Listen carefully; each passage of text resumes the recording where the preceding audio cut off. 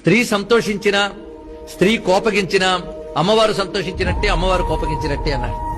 అందుకు స్త్రీ సంతోషిస్తే దేవతలు సంతోషించి వారి వంశాలను కాపాడతారట.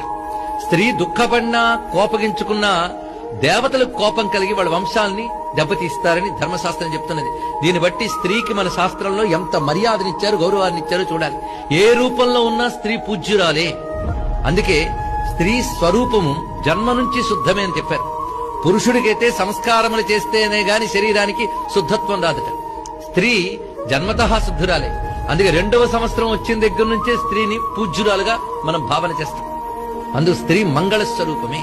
అందుకు స్త్రీని ఏనాడో అవమానించరాదు, తక్కువగా చూడరాదు అని ధర్మశాస్త్రములన్నీ చెప్తున్నాయి. ఎందువల్ల? అమ్మవారి యొక్క విభూతి ఉంది స్త్రీలలో. ఇది దర్శించవలసిన విధానం. అంతేకాదు, స్త్రీలను అవమాన దృష్టితో చూసేవాడు, కాముక దృష్టితో చూసేవాడు శక్తి ఉపాసనలో పండలేడు అని శాక్తేయం పెద్ద హెచ్చరిక